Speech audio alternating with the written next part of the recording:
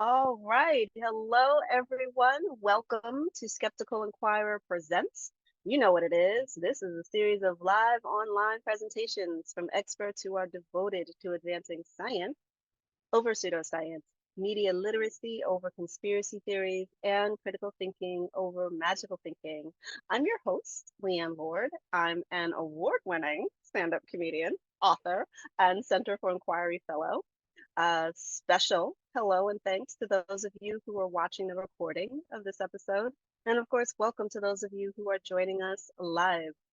You have the opportunity to ask questions of our guest by typing them into the Q&A box, and we'll get to as many of them as we can. But to all of you, please be sure to check out the latest episode of Point of Inquiry, available wherever you get your podcasts. And if you haven't already, round out that reading list with Skeptical Inquirer magazine, and you can subscribe to it very easily at skepticalinquirer.org. And don't forget, SciCon 2024 is right around the corner, believe it or not, October 24th through the 27th in Las Vegas, or as some call it, Vegas, baby. Now, today, I don't know if you know this, is Helen Keller Day. It was established in 1980 by President Jimmy Carter to, of course, honor Helen Keller, but also her teacher, Amy Sullivan, who was a testament to dedicated and compassionate teaching. I'd like to think that's what we try to do here. And so it's very fitting that we have a dedicated educator with us today. Now, tonight is also the presidential debate night, but what's not in debate is that we are seeing in real time that the American public is increasingly skeptical of experts, scientists, healthcare professionals, you name it. So naturally, many experts respond by sharing more facts and more information or bemoaning the lack of science literacy altogether.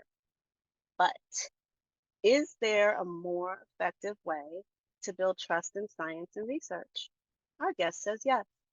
Laura Lindenfeld is the executive director of the Alan Alda Center for Communicating Science, and she is the dean of the School of Communication and Journalism at Stony Brook University, which I'd like to note is part of SUNY, if I'm not mistaken, the State University of New York. A big shout out from a CUNY girl. CUNY stands for, of course, City University of New York. And I can neither confirm nor deny that back in the day, my college days, I may or may not have partied once, twice, or even thrice on Stony Brook's campus.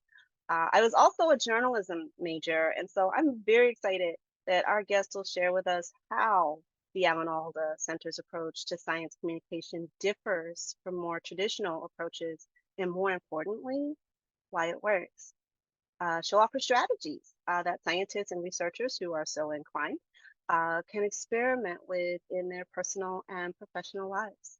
And with that, please welcome to the Skeptical Inquirer Presents screen, Laura Lindenfeld. Hello, my dear. Hello, how is You everyone? have the You have the con. I'm gone. All right, I'm so pleased to be here with you. For those of you who are here this evening, welcome. I'm going to try to leave a good chunk of time for questions and conversation. And for those of you who are watching this as a recording, reach out if you have questions. Give me just a moment to share my screen. Whoops, I did that the wrong way, and I knew I would.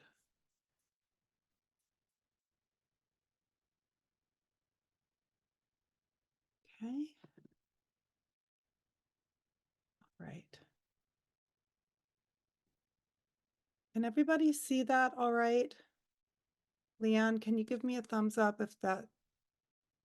Thumbs up. Okay. All right. I'm really pleased to be with you here. I'm Laura Lindenfeld. I'm the executive director of the Alan Alda Center for Communicating Science and dean of the School of Communication and Journalism at Stony Brook University.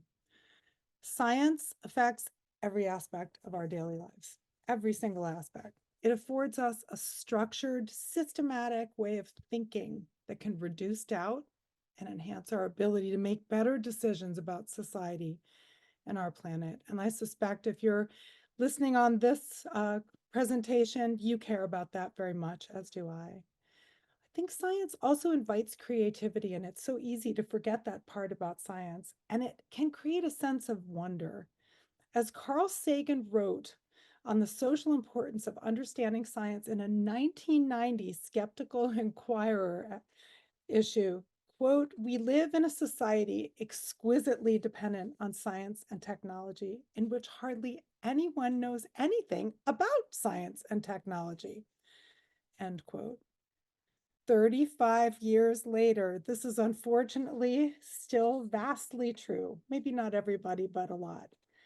This is why there's an Alan Alda Center for Communicating Science at Stony Brook University on Long Island. And if you haven't been out to visit us, please do. It's a beautiful campus and we'd love to see you. We work with scientists from around the world, and I'd like to provide some background on what we do and how we do it.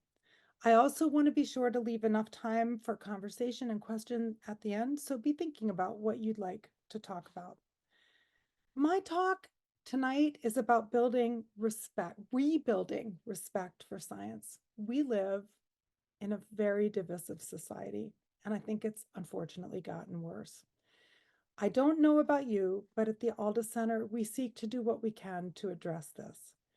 We believe that science and communication about science are really critically important to society. Science communication can also offer us insights into how we can overcome other kinds of social divides.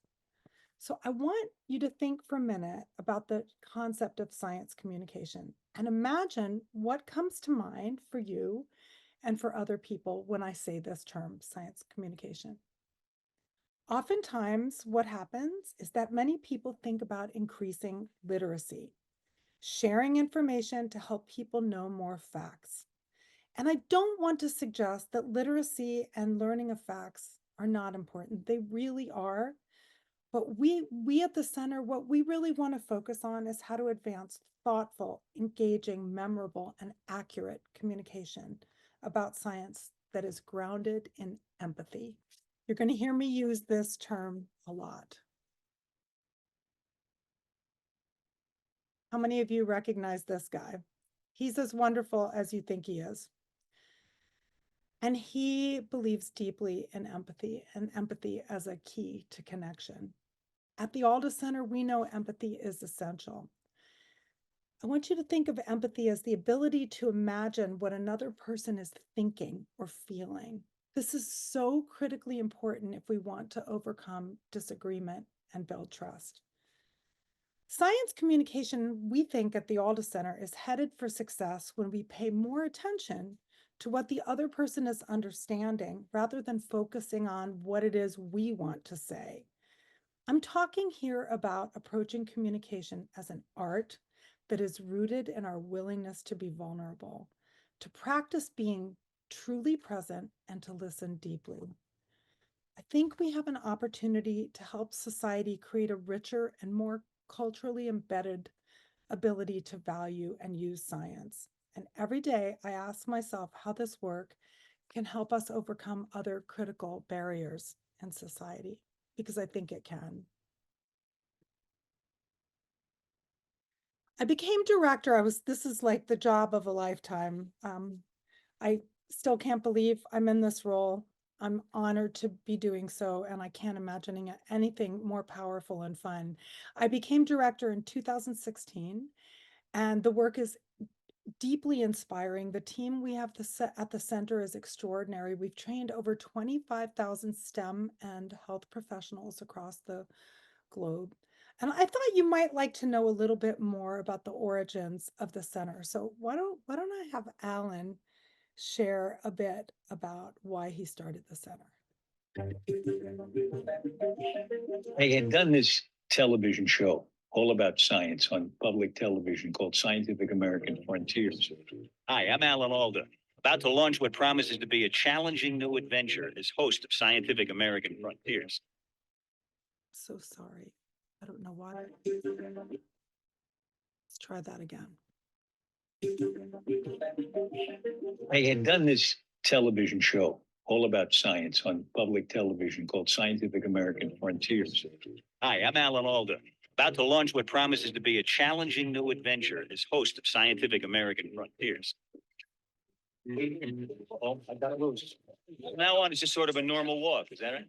During Frontier's 11 seasons, Alan met hundreds of scientists, humanizing both them and their science. Oh boy, that's like now I'm playing the part of Richard Dreyfuss.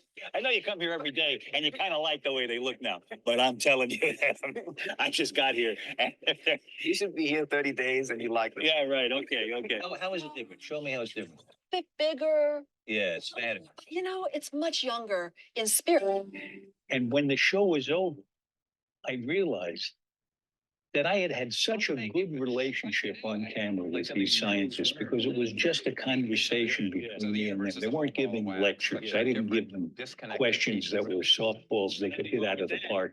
I really wanted to understand it myself. And that forced them to drop the lecture and really concentrate on me. They had a relationship with me. And I don't know if I was on an airplane or there was some moment where I thought to myself, they should be able to do this without somebody standing there pulling it out of them.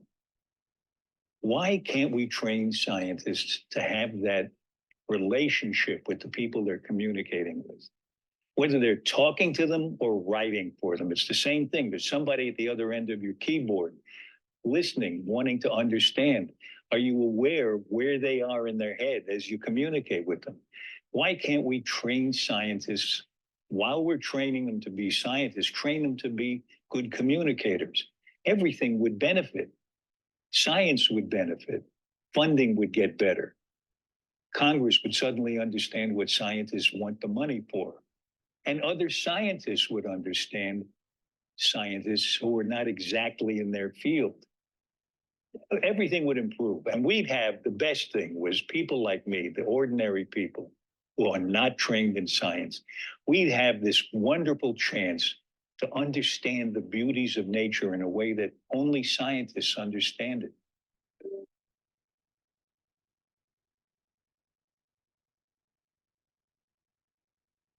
I hope that gives you a little sense of how and why Alan founded the center. And one of my favorite parts of this video is when he refers to himself as one of the ordinary people. He's the inimitable Alan Alda, and he's really brought tremendous energy to the center and is still involved in helping us design new training approaches and think through new exercises. I want you to think about how the people in the video interacted with him. We show this in many of our workshops, and I think the participants are surprised to see how relaxed, engaged, and focused on each other people are. And you heard Alan talk about this moment where he recognized that, wow, I can't be there to pull the story out of people every single time. What can we do? When we think of science communication, this kind of relational work, this kind of relational communication work may not be the first thing that comes to mind. And yet we at the Alda Center think it's the way forward, that fostering genuine human connections that build trust is the way to bring science more into society. Alan figured this out through his own interaction with scientists and his perceptions of how communication could become more responsive and relational. And we think he was spot on. Alan got us started, and we now have a team that integrates science communication research. So we draw on research on science communication together with improv to support STEM professionals to build connections through communication. I'm going to walk through the tenets of this and then give you a sense of what it feels like to be in the room for one of these trainings. I don't know why it does this. Bear with me for a sec. All right, let's try to advance. There we go. All right. You might wonder why I have a slide with a picture of a leaky bucket. Well, unfortunately, a lot of communication hasn't worked as well as we would have hoped. I think we make the assumption that when we write or say or represent something, other people are going to hear it and experience it and understand it exactly as we've meant it. But that's not always the case. In fact, I find that it's least often the case that communication lands exactly as you would want it to.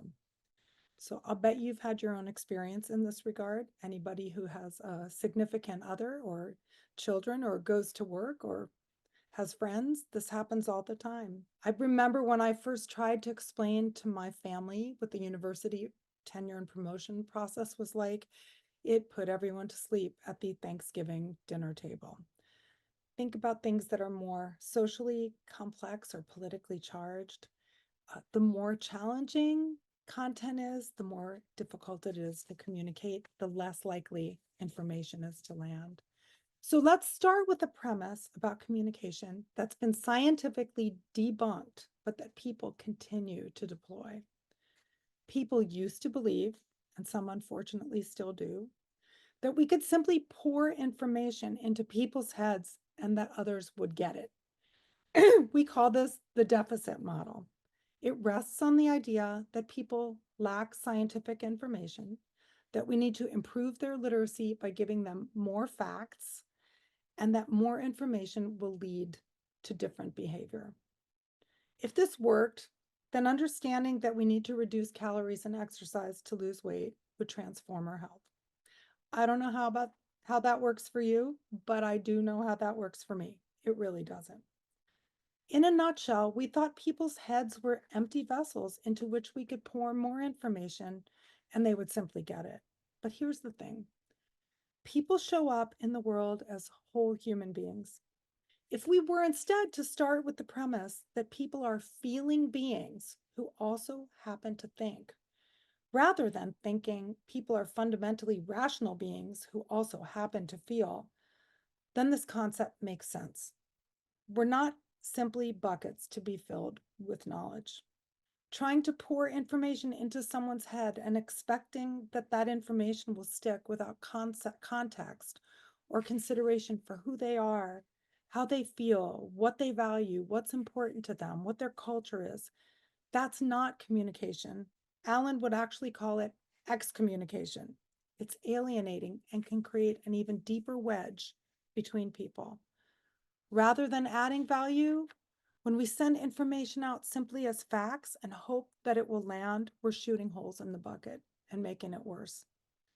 Even worse, we run the risk of creating a backfire effect, where people are more likely to disbelieve information because it conflicts with their worldviews, perspectives, and cultures. Anytime you're putting someone in a bind where they have to distrust something they regularly trust, you're asking for a huge leap of faith. So imagine a parent who already strongly believes that vaccines cause autism, which they don't, and this person is surrounded by people who they trust, who reinforce that belief. That's their world that they live in. The more you just try to talk about vaccines in an effort to educate them by giving more information, the less likely they are to trust you and to listen to you, the greater the vaccine hesitancy grows. We see the same thing with topics that are charged like climate change, just to name another hot button item, pardon the pun, that desperately requires our attention and collective concerted efforts to generate solutions. So think of it this way. People show up as whole human beings with value systems and cultures. And we are all, just think about how many messages and interactions you had today. We're bombarded with messaging and communication, interpersonal interactions, digital communication. I don't know how many emails you receive in a day. I must get over 100, sometimes more, not to mention the number of ads we're exposed to. It's overwhelming. And we've got to think about that when we want people to take in new information and trust it and do something with it. We can't take it all in. And as humans, we're inclined to disbelieve communication that comes from a source we don't trust. So trust is absolutely critical. Trust in the messenger, in the platform. What then can and should we do? And let me just say, there is no simple, straightforward solution to some of these challenges that I know you're aware of and that are on my mind and weigh heavily on my mind. But I think we've got to try. It's important that we share information in ways that remember the bigger picture of how people experience communication. And it's our job to avoid shooting more holes in an already leaky bucket. So, connection is key. That's what Alan discovered, and that's what I believe. And that's the tenet of the Alda Center is that connection is key. I'm going to get into a bit about what the Alda method is, but I want to share a quote with you by Maya Angelou that I just love. I really think it encompasses this. She said, "People will forget what you said, people will forget what you did, but people will never forget how you made them feel." They will never forget how you made them feel. What I'm getting at with this quote is the critical importance of making connections that build trust. If we can learn to appreciate how people feel, we can actually support a better exchange of knowledge and information. It's like the fundamental basis. Curiosity, respect, and eagerness to listen fosters humility, empathy, and above all, an ability to listen. So listening to people is essential, and it's easy to say you're listening, but not really hear.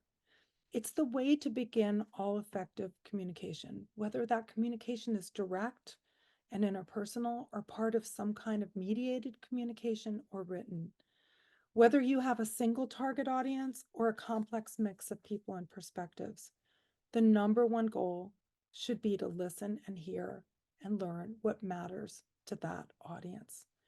And I mean really listening to hear, not to wait for a pause so that you can say what you wanted to say. Listening is the most important step we can take to creating effective communication. Communication that's based in understanding and respect. Listening demonstrates care. It signals a willingness to know more about your audience so that you can use empathy to connect.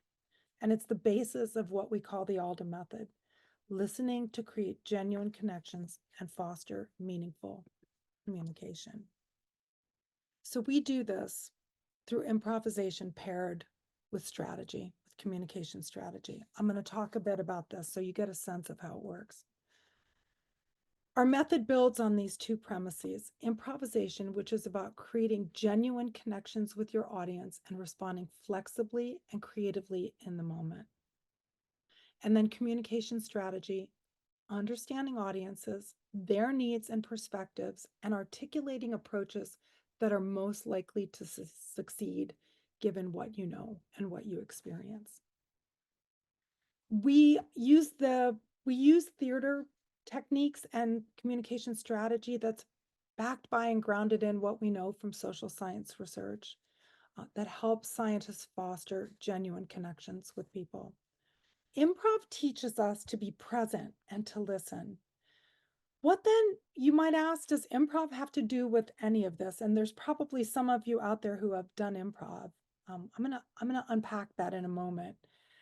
Here we have all this great research and guidance about what to do. Why draw on theater? Why theater? This was Alan's insight. First of all, let me dispel a couple of myths about improv. When Alan and those of us at the center talk about improv, we're not talking about stand-up comedy, although that is a form of improv. We're not talking about Saturday Night Live, Whose Line Is It Anyway, or Second City. And it's kind of interesting when we work with groups of scientists, sometimes you see a few people who are really disappointed because they were hoping for stand-up and everybody else in the room was like, thank goodness, I don't want to be put on a stage. So we ask people what comes to mind, and a lot of the folks in the room will say, I am really scared, I'm intimidated, I think this is going to be awful. That's not how they feel by the end of it, because what we're talking about is a practice that puts us in touch with other people in a deeper way, that helps us connect, that helps us read each other and really pay close attention. That's why improv is so good for stand-up, because it puts you in touch with the audience. Improv shines a light on our interactions and makes us pay really close attention to each other. It makes us notice how the other person is reacting. Are they bored? Are they frightened? Are they engaged? All of that helps us listen and learn how people are experiencing us. Improv highlights the fact that communication is something we shape together. It trains us to lean into spontaneity and embrace the unplanned. It's a practice deeply rooted in empathy and connection designed to build trust. Sound familiar? And we actually do this every day, all of us. If you think about, I don't know if you had a cup of coffee with somebody today, you're improvising. You're being spontaneous in the moment and making a connection and reading the other person. All of us already know how to do improv. We just tend to forget how to do it when the spotlight's on us and the stakes are high. At the Alda Center, we seek to help people make improv an intentional choice, a fundamental choice for how they're going to communicate. I'll also add that this is not just about direct communication with individuals and groups. It also helps with writing because it forces us to imagine how other people will think and feel when they read or experience something that we've written or created.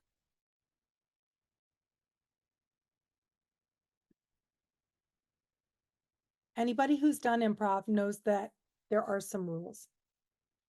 I'm going to go through two key ones. Improv is a powerful tool that helps us become more genuine.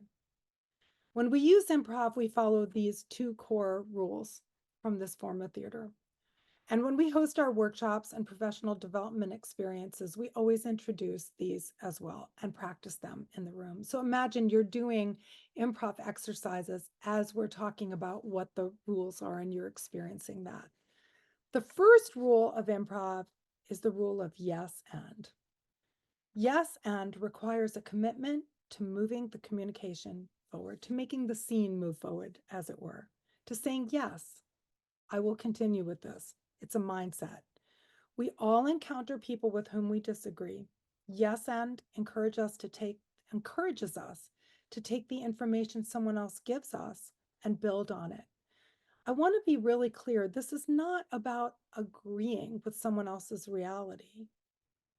It's not about agreeing with what they think or how they feel or what they believe. It's about accepting that their reality is theirs and using it to create some form of common ground for the end, for the scene to continue.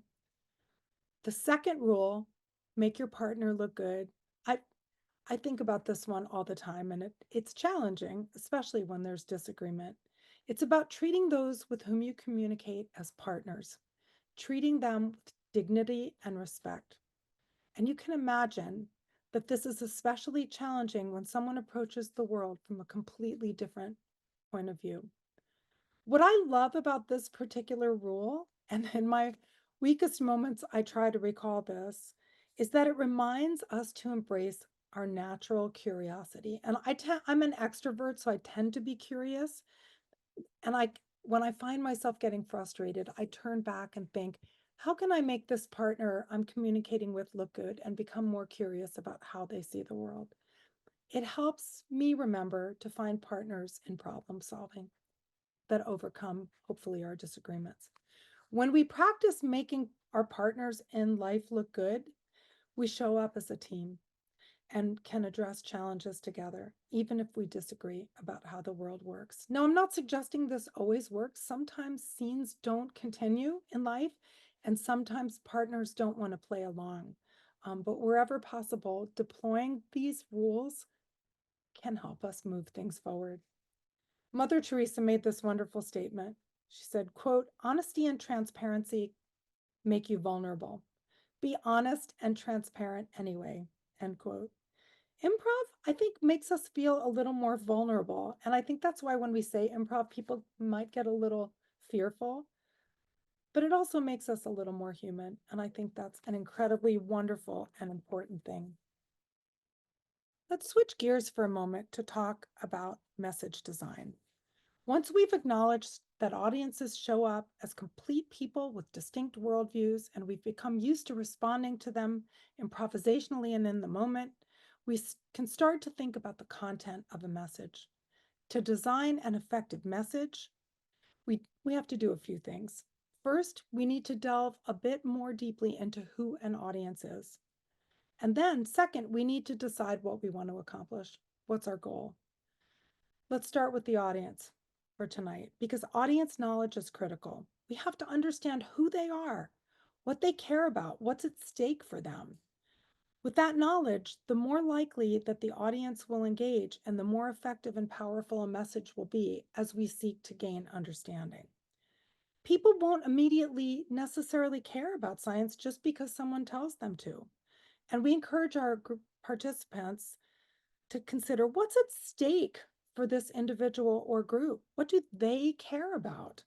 At the Alda Center, we want the scientists who do trainings with us to use whatever research they can to build a better understanding of what their audience cares about. Then we help them test those assumptions through role play, improvisational role play. A lot of this is in partner work, and then in real world interactions. Once you've identified the audience, the next thing we encourage people to do is to identify a really clear goal. What are you trying to accomplish overall, first of all? Do you want to influence policy, raise funds to support research? Getting really clear about that overarching goal is essential. And then thinking about what do you want to achieve with this audience in the time you have.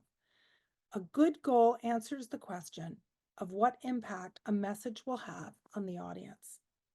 What will they think, feel, or do after a particular piece of communication? We've developed a strategic tool that we use with people to map this out. So they have a better, it's not a script, it's a way to map out who that audience is, what they care about, what a stumbling block might be, and then to start to generate ideas about how to approach communication that will have impact. To goal for a moment. An impactful goal will make the audience think, feel, and or do something differently. So our participants learn to identify their audience and goal. That is, what change they seek to create through communicating with different people and audiences. A good goal is reasonable, realistic, and powerful. And too often we'll ask people what their goals are, and they wind up starting out really lofty and overambitious. So the workshops help people break it down. We're not going to transform someone's belief system in 10 minutes, but you can begin to build trust, engender curiosity, make a genuine human connection. Sometimes a good goal is as simple as getting someone to ask a question. And there's one thing I want to say about this idea of getting an audience to think, feel, or do. Communication is only possible, in my mind, if you yourself, as the communicator, demonstrate the willingness to be changed as well. That doesn't mean you give up important fundamental beliefs and value systems, but if you're not willing to change, how can you expect someone else to do so? We'll never reach our bigger goals if we don't get specific and clear about what we're trying to accomplish and who we want to accomplish that with. Once we've taken some time to think about target audiences, map out ideas about them, gather knowledge about them, and identify a reasonable goal for that audience, the next step is to begin to frame the message. Remember that leaky bucket? People have pre-existing worldviews and experiences. Trying to pour information that doesn't align with their worldview can miss the mark, or even worse, alienate them. And then we've done more damage than if we'd not started to communicate it at all. The vantage point from which we approach communication matters tremendously. And at the Alda Center, we encourage people to approach communication through a frame that resonates with a particular audience. And it really depends on that audience, their concerns and needs, and the intersection between what they care about and what we care about. Let me use an example. I'm going to pick one from the world of renewable energy. Depending on the target audience and the goal, conversation should be framed differently. So imagine a regulatory group. They may be thinking about renewable energy through a policy and economic lens. Whereas if it's a conversation with a community group, the communication might need to go through a lens focused more on safety, human health, or well-being. It really depends on what that audience cares about. By understanding what an audience cares about, we can consider how to communicate science through more effective lenses. What's important is that we take the time to understand audiences and work to find ways to connect science with their experiences in the world. We have some really fun creative exercises where we have people think about hobbies they have, the scientists, the hobbies they have, and how that might become a bridge builder to help create an analogy or something people can relate to. By the way, we are never, ever talking about being disingenuous or avoidant. I think arrogance is the kiss of death in building bridges. We're talking about genuine, honest communication that approaches science through a perspective that matters to that audience.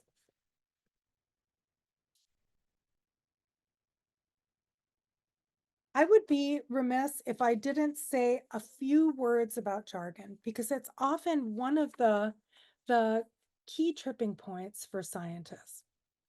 Jargon gets beat up quite a bit, and I'm actually going to defend jargon. That may surprise you. The language that scientists have worked years to hone is essential to their ability to get their work done. Jargon should be celebrated, I think, but it should be celebrated in its time and place, and it should be recognized as jargon. It can feel alienating, even arrogant, to people who don't share that language. Once again, empathy comes into play in helping to determine what language is appropriate in which situation. If it might alienate an audience or make them feel small, look for new creative ways to represent your work. Unlike the two characters in this cartoon, at the center, we believe that effective communication genuinely seeks to build bridges between science and society instead of putting up more barriers. I do love jargon. I love language overall. I love new words and concept. But think of disciplinary specific language as a tool to be used at an appropriate time and place. It's not for everyone, and jargon lies in the eye of the beholder. So let me give you a little sense of what our workshops feel like. Typically, we have something between 16, 18, 20 participants with 2 facilitators. We always have someone who's an improv expert in the room. And we always have someone who's a science communication content expert.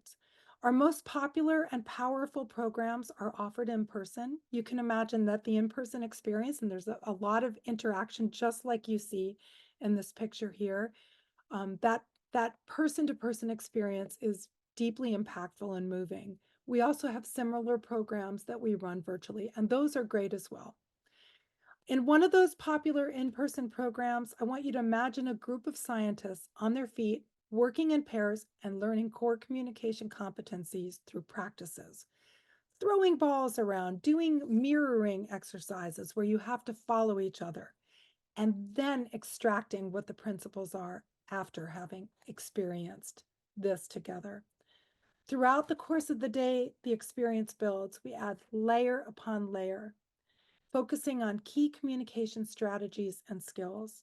And by the end of the first day, people have had a chance to practice a short presentation and get feedback. And it's kind of amazing how their communication changes in the course of 8 hours.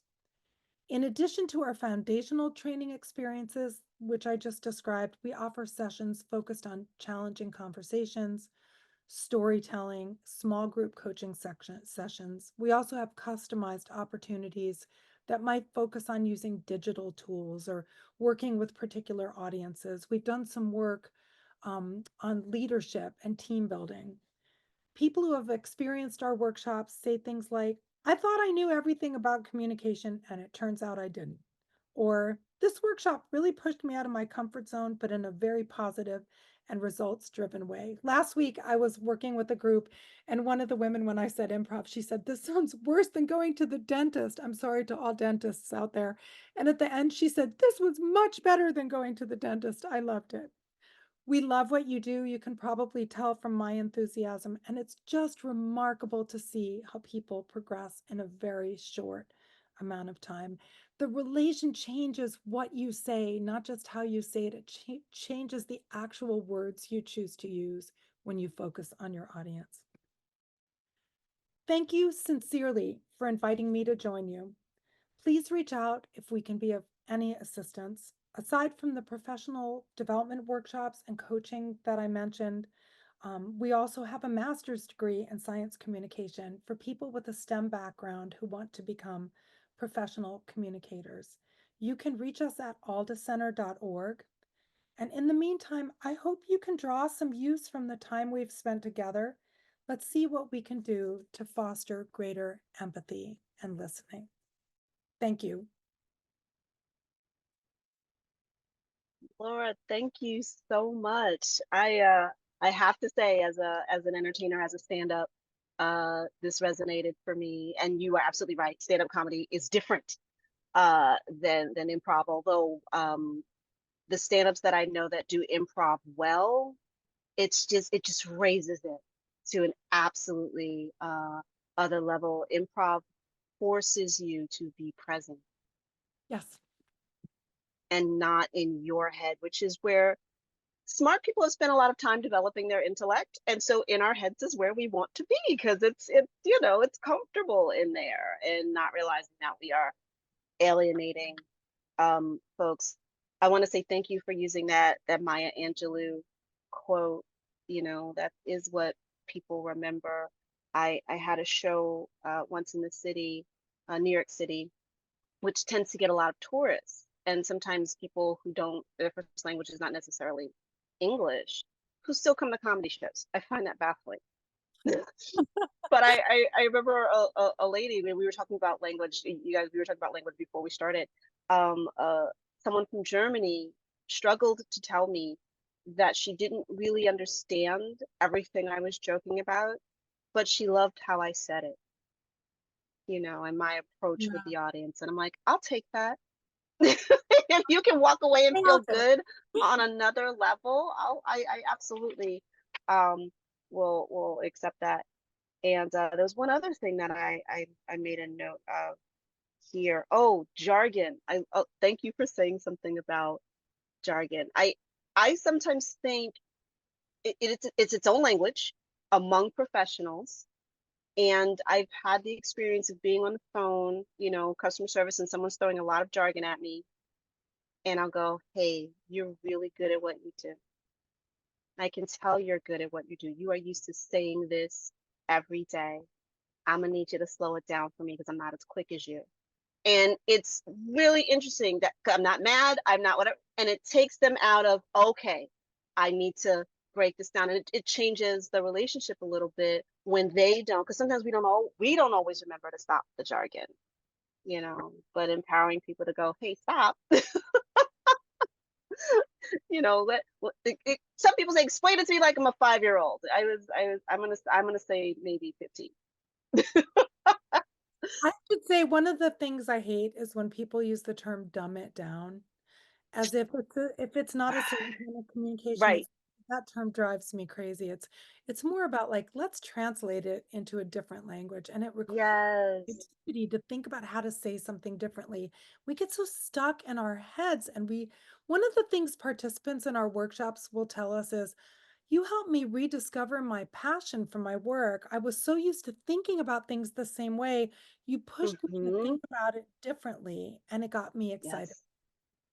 Yes. And yes, thank you for saying, because I think that's a casual phrase that we say when we say dumb it down, not realizing it's dripping with contempt for the people that you are speaking to and with. And if you think they don't feel that, if you think they don't know that, imagine how it feels when someone does it to you. It's that my absolute quote, right? You won't forget how someone made you feel. You don't. Yeah, when you make someone feel stupid or like less than, and it's already hard to be vulnerable and say you don't know something. That's very difficult once you reach adulthood to go, yeah, I don't know. And then most people will stop and go, I don't want to know, as a defense, instead of going, okay, no, we're gonna figure this out together. It's much more inviting. That's why I enjoyed my work with on Star Talk with Neil deGrasse Tyson. He was very much about big knowledge and wanting everybody in the room to understand, and not being an intellectual bully. But I want to get to a couple of these questions. I guess, can we ask how Mr. Alda is doing It's awesome. health-wise? Yes, I mean, he shared with the public that he had Alzheimer's, and Okay. he's so funny. Like, he does boxing and plays tennis, and he'll tell me things like, well, and he's just such a curious, kind human being. He'll be like, now I observe myself and what it involves to tie a shoelace. And he just approaches the world with such incredible curiosity, and there's like a wisdom and kindness inherent in that. I think it's made him even more patient than he already is. But yeah, he's doing well and sends his greetings to everyone listening in tonight. Yeah. No, and I didn't know that story in the video that you shared, and I think that is a wonderful path that he took in trying to go, how do we get scientists to have a conversation to create a community, to create understanding. I really love He that. also I should tell you, and he used to give a public talk about Mm, the center when we first started out, and we go all over the place. It was a blast. We went all over the world together. But he would tell this story about how he almost died on a mountaintop in Chile while they were shooting Scientific American Frontiers. And this really wonderful doctor spoke to him in very direct and clear terms about the operation that they were going to do. I think it's an end-to-end anastomosis. I probably got that wrong. And he looked at it and he said, I know. He said, we're going to take one end, we're going to cut out the bad part and sew the good parts together. And Alan said, oh, you're going to do an end-to-end anastomosis? And the guy, before trying to, share this with you very directly, he said, I used to perform those on MASH all the time. But I mean, this doctor saved his life, and just the empathy and kindness with which he communicated with Alan inspired him to think about, how do we bring, so we also work with healthcare professionals. We do a mhm. lot of work with healthcare teams. People are still struggling after the pandemic.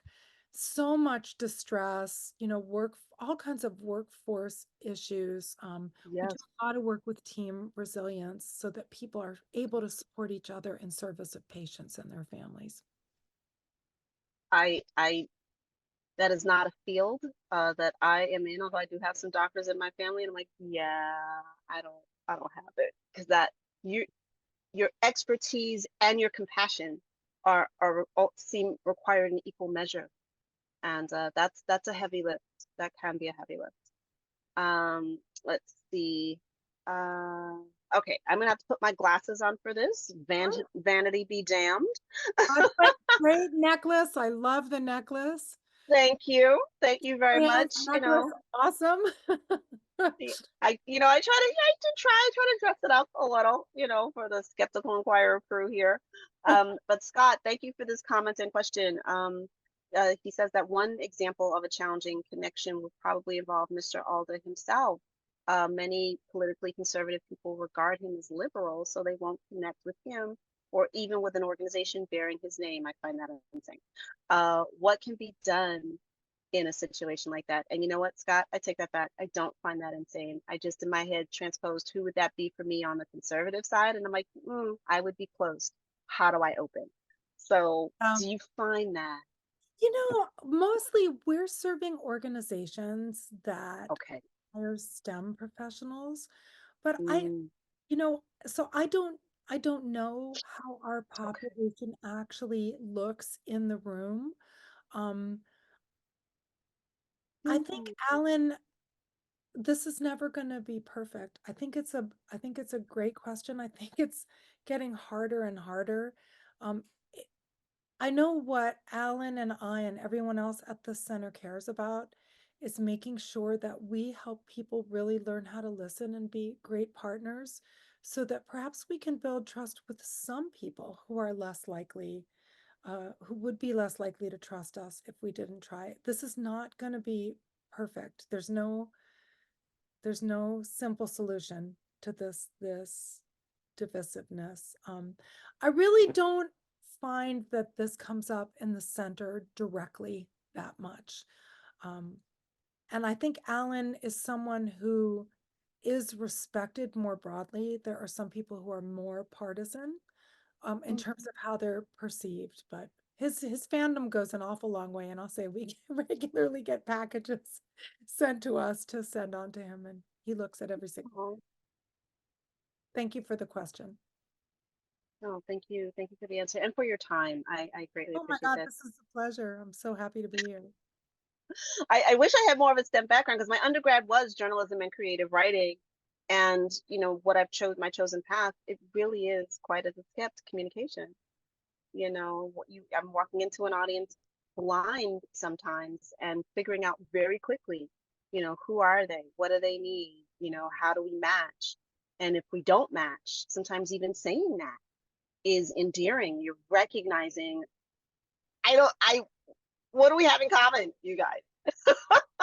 And sometimes that open honesty is the start. Don't people love that? They love it when they realize they've got a whole human being who's willing to hear and ask questions. People love having you ask them questions and showing interest. And real interest. It has to be. Yeah, not the Hollywood interest of I'm talking to you, but I'm sort of looking past you to see who important is coming into the room. No, we can't do that. I'm looking right at you. I'm looking right at you. And you'd be surprised the gift that you get when you're present and asking and listening, and the conversation or the experience might go in a direction you never expected, but is incredibly delightful. Yeah, that's true. So, but it really does require quite a bit of trust.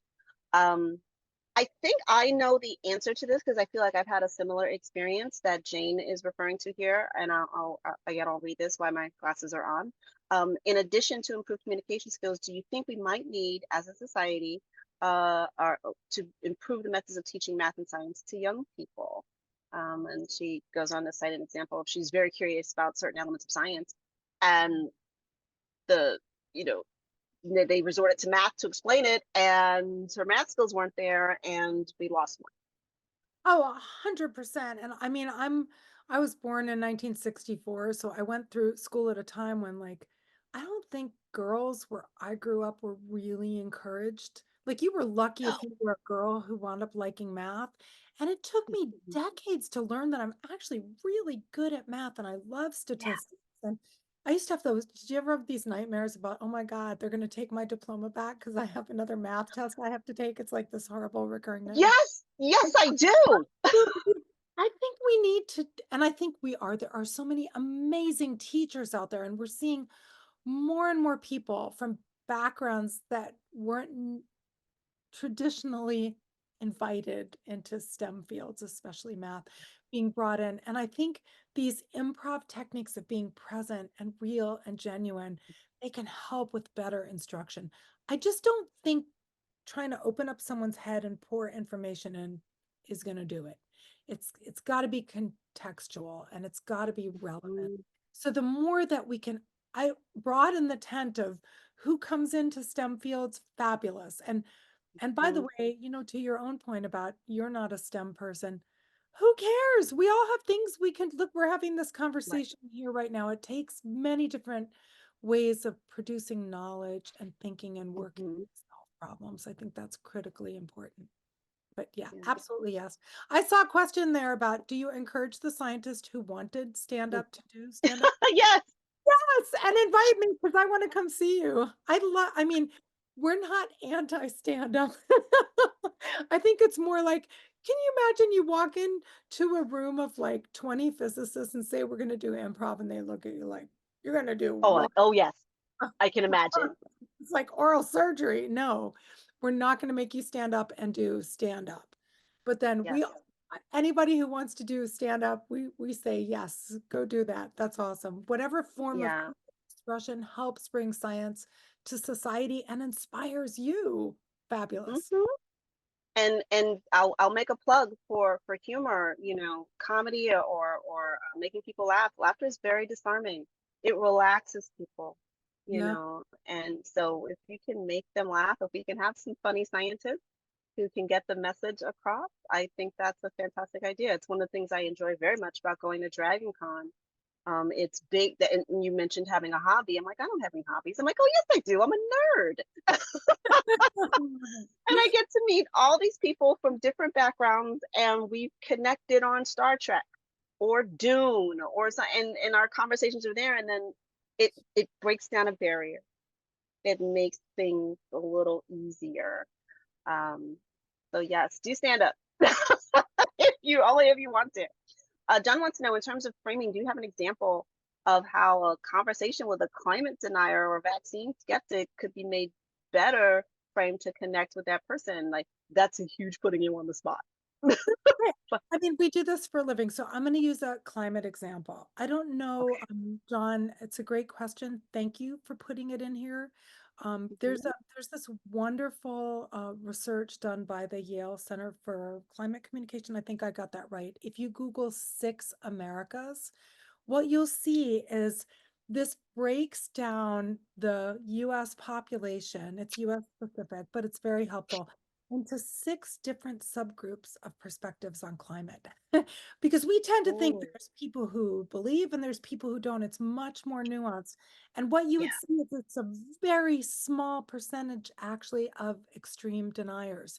So what we do in our climate workshop, and this is like a 2-day workshop, so I'm not going to be able to talk you through all of this here, but we have you figure out which of these buckets does an audience fall in, and we have some, prototypes that people can play with and role play with, and then imagine, well, what's a frame they care about? Do they care about economic increases? If so, maybe renewable energy is an interesting way to have a conversation because there's economic benefit. So that could be a frame. It's all about what that audience cares about. In some cases, talking about climate change is going to make the problem worse. So understanding what's going to happen if am I trying to convince this audience that I know something they don't and they're going to view this as hostile? Probably Yeah. better not to do it. And similarly with vaccine skeptics. So with the vaccine, it's like, well, what is the issue? Is the person afraid? Is it about their kid? Um, who do they listen to? Who do they trust? So we've had some physicians who have had a lot of success with saying, tell me more what you're worried about. I want to hear you. And really genuinely listening. And maybe it takes a couple of conversations. Oh, You're absolutely. gonna just change your mind about, think about something you changed your mind about in your life. Something where you were wrong or where you didn't have enough information. You were never wrong. No, You were always right. But the rest no. of us humans, how did it take? And what did it take to trust someone else or some other information to say, oh, I was wrong? And if we can practice that empathy, you can imagine how long that could take. That is very, very, very hard. That takes me back to one of our first guests, Carol Tavris, huge, huge fan. She co-wrote a book that said mistakes were made, but not by me. And it's very difficult once you've made a decision, once you've made your choice, to back down. You double down on it and to take in new information and to change your mind and go, yeah, I was wrong. These are Herculean tasks, They really, very much so. and I think we're misguided if we think we can just push people out there and say, hey, go change hearts and minds. I do think, back to this question about education, education is critically important. And the more Mhm. you have an educational system with teachers who kids like and respect and trust and who feel cared for, that's going to go a long way. And it does. You see that with people who have grown up in school systems where maybe they learned something different from what their families believe because of the interactions at school. I'm going to jump to, because I know we're running up close to time, but David Noel said, we focused here on individuals and small groups and, of people interacting. How do these methods generalize to various forms of media where the audience is maybe more distant and harder to discern? Yeah, Does that, so we do work with media, and it helps to also be a dean of a school of communication and journalism because we've got some really awesome journalists who help, and we do media training with people. One of the things that we always remind people is that the journalist who's interviewing you is the intermediary, so you've got to figure out what the audience is that journalist will um, reach. and do some homework on them. I'm just want to make sure I got the question right. These are, yeah. Did I answer that? Did I answer the right question? Yeah, I probably clicked on it and it went away. My Okay. apologies. That's all right. It takes This is practice. a good question from Tom. He works at a local high school and tries to encourage students into science related endeavors. However, finds that girls in particular are reluctant. Ah, Um, any ideas or suggestions? yeah, I don't yeah. think it's And just you're that the girls are reluctant. no, I mean, some of it's age, some of it's previous experience. We know middle school's a really critical time. Tom, don't hesitate to reach out to me, laura.lindenfeld@stonybrook.edu. There's some really good research on gender and STEM. And there are ways that you can help people overcome an aversion and feel. To me, so much of this comes down to, do you see yourself potentially as part of this culture? Are there role models? Are there people in Hollywood, in movies, who you admire, who represent a field? What was the name of the series with archery? Archery. Yeah, Hmm. I can't remember the name of it. Anyways, famous. Not Lord of the Rings. Not Lord of the Rings, although that might work. No, with a female archer. Anyways, you get a representation like that, and suddenly all these girls want to start doing archery because they see someone it would be Mhm. like. And I don't think we have quite enough role models yet. It's getting No, better. It's getting better, no. but it's not there yet. So there's a good way Representation there. matters. So the representation matters. Teachers matter, who's in the room, how it feels to be there. And I know that sometimes approaching science topically from a vantage point of things that certain girls, I hate to overgeneralize, some girls just love science. I have a niece who loves science. I could give her anything, she devours it. Hunger Games, Katniss. Thank you, Alan Price. Yes. We go. Thank you. Yes, I love this interaction. Teamwork for the win. Yes. Also, Kitty Mama, this is great. You guys are interactive. I love it. Lady Astronomers, yes. Yes. Hunger Games. Thank you all. It's too late here on the East Coast. My brain is waiting. Yeah, right, exactly. Yeah, mine as well. Mine as well. Now I just want to do two more questions here. Betsy wants to know, do you have online resources for good questions to establish connection? Yeah, That's a good one. we have some things. Go ahead and take a look at our site, aldacenter.org. We have some really neat resources on there to learn more about science communication. And there's a lot of other resources out there that we can connect you with. You can follow us on social. We're really connected with the rest of the science communication world, and try to refer people and help you find the resources you need if we don't have them. And speaking of which, what's the duration of the class? How long is this class? And dare I ask what it costs? Yeah, so there's many different options. I mean, there's Okay. everything from, like a 1.5 hour Oh big wow. thing. Like I get to go to Dublin this coming month and talk to like 170 people at a conference. And that's an hour and a half and very interactive and high level and fun after dinner. The one that I described, that's an 8 hour one day for somewhere Okay. between 16 and 20 people. If you touch base with us, we can get you costs. We have a different price for nonprofits than for Mhm. for-profits. And then the online workshops are a lot more reasonable. I'm actually interested in developing more online content that's at a Mhm. lower cost that people can do if they're like in grad school at another campus and they don't want to take full class with us. So we have coursework for credit as well through the School of Communication and Journalism. Everything I was describing before is the professional development workshops. Okay. Thank you so much. I'm going to close this Q&A box as we're over time, but I wanted to get just a couple more of those in. Laura, thank you so much for joining us and for your presentation and for your passion and your enthusiasm for this. To see somebody who still has hope and light, and like this is where we plant our flag, and it doesn't solve everything, but we move from here. I love that. I truly do. So thank you again for joining us this evening. And I just want to say, If any of you missed tonight's presentation, if you joined us a little late, that's fine. It's been recorded and it'll be available at skepticalinquirer.org.